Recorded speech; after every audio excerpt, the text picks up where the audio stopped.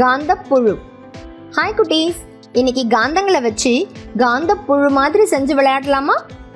இதுக்கு தேவையான பொருட்கள்: காந்த சிகிச்சைக்கு பயன்படுத்தக்கூடிய சின்ன சின்ன அளவிலான காந்தங்கள், ஊசி, வட்ட காந்தம், பிளாஸ்டிக் டப்பா மற்றும் ஸ்ட்ரா. இப்போ சின்ன சின்ன காந்தங்களை வச்சு காந்தப்புழு செய்யலாமா?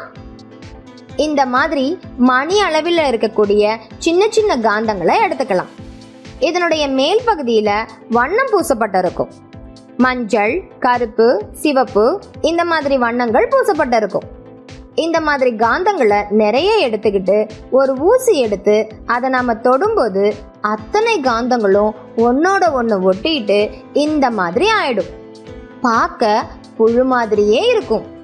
இதை நாம காந்த புழுன்னு சொல்லலாமா?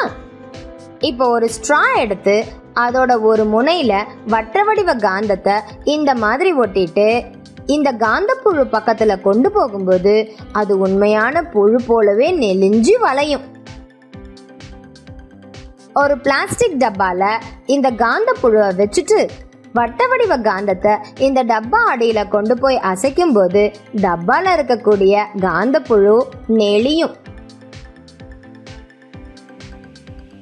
வட்ட வடிவ காந்தத்தை கொண்டு இந்த காந்த புழுவை நெளிய செய்யலாம். தலைப்பகுதியையும் கால் பகுதியையும் தூக்கி பார்க்கற மாதிரி செய்யலாம். இந்த விளையாட்டு ரொம்ப உற்சாகமா இருக்குல்ல?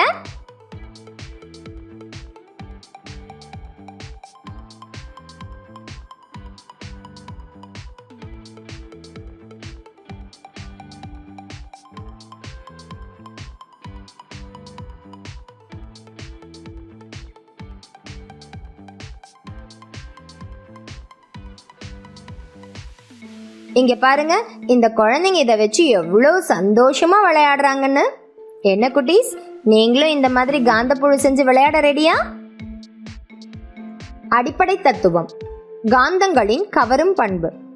காந்தங்களின் வேறின துருவங்கள் ஒன்றையொன்று கவரும் பண்பை பெற்றுள்ளன.